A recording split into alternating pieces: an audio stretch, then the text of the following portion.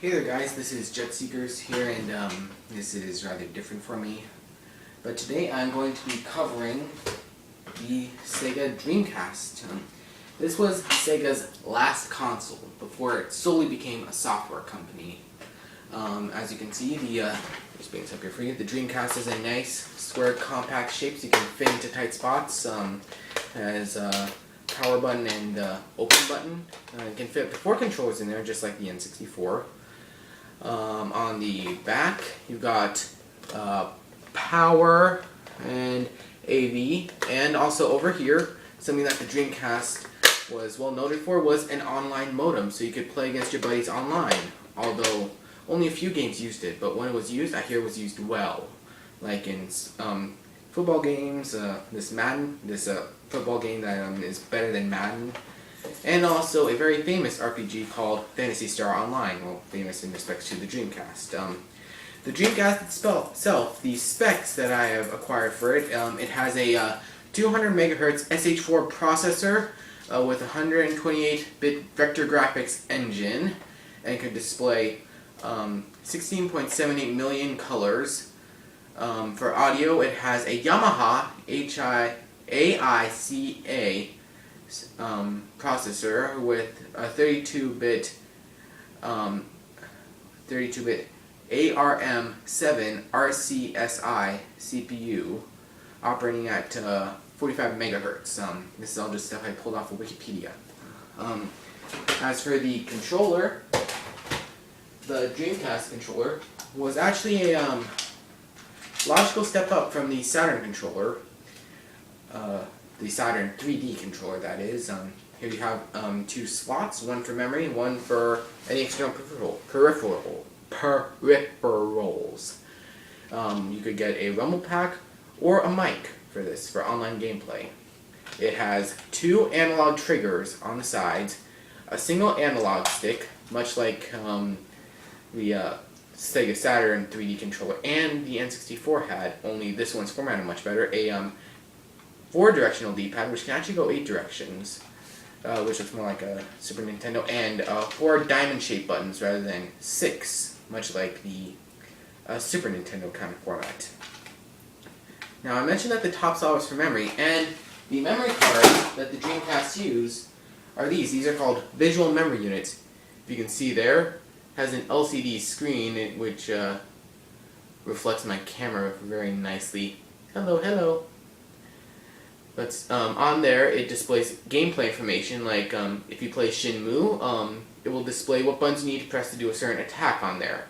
For football games, I hear it displays your plays and the kind of offensive and defensive strategies that you have, so no one else knows what you're playing. And since it looks very much like the original Game Boy, which I don't have with me at the moment, you can actually play mini games on there. For example, in Sonic Adventure, you can take your child for a walk, which is as dull as it sounds, or you can play other mini games downloaded from the Dreamcast.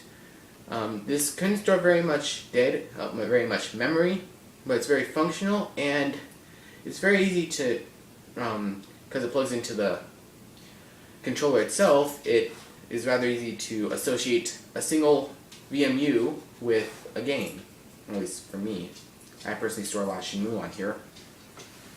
But as for games I'm going to review, I only own 4 Dreamcast games. Rippin' Riders,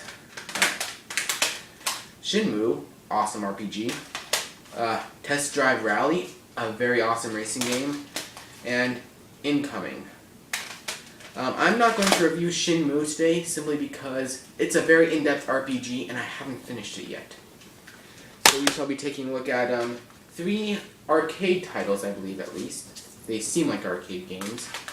So, let's get started. Alright, so here we have the Dreamcast all plugged into the TV. We simply would plug in our controller and put in our game. In this case, it's going to be Rippin' Riders.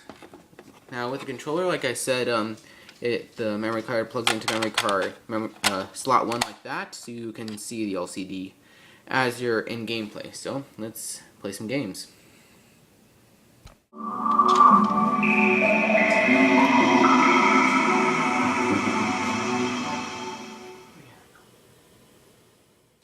So here is Rippin' Riders. It's a snowboard arcade game. Right after that you have the options of free ride, super pipe, and options, which we don't care about. First I'll show you free ride. Of course the Dreamcast has loading screens, but they aren't too bad. So we'll pick the least moronic character, Axel. And out of his costumes, we shall pick again the least moronic, his costume 1. And since free ride is going down the side of a mountain, we shall pick an alpine board and pick the one with maximum speed so we can finish it before the timer runs out. And I'm trying to keep this review sane for everyone, so we'll just go with regular. And I'll show you course 1, mountain review. And again, the loading screens, which I said aren't too bad, but can get a little bit annoying. Here we go. Okay, so this is free ride. You're essentially riding down the side of a mountain, aiming to perform tricks to get extra time, and also what's rather interesting about this is that there are alternate paths that eventually come back to the main one, but make it a whole lot more fun to play, so you're not just stuck to a single path. And also the tricks are rather fun, although you just mash buttons and try and pull off something and land before it ends. Also, if you see right there, that is what's known as a bottomless death pit. If you fall off the side of there, you die. And unfortunately the timer does not freeze, so you can get back on board. But if you look at the speedometer, currently I'm going 81 miles an hour, which is incredibly fun and gives you a good feeling of speed as you play it. The game controls are pretty much self-explanatory. You steer with the analog stick and perform tricks with all the other buttons. You get more time every time you reach a checkpoint, but you also get extra time for completing a trick, only like a second or so. So there's not much to say about this, so I think we should move over to Super Pipe. Okay, with Super Pipe, it's pretty much what it sounds like. It's simply a half pipe. In this segment, it would be wise to choose a very stable but slow board so you can pull off tricks a little bit easier and land a little bit easier. Speed doesn't matter here, just pulling off as many awesome tricks as you can.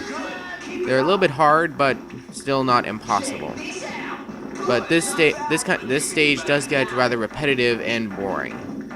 No matter what you do. In later tracks, you get things like, a river of souls, like something that almost looks like hell. But still, it's just the same thing. Just try and go side to side performing tricks. In this case, I just say learn how to ride a snowboard and play the real thing. Or not play the real thing. Actually, learn how to ride a snowboard and pull off tricks in a real half pipe, so you get the actual speed and sense of flight. So that's pretty much all I have to say about Rippin' Riders. So let's move on to something else.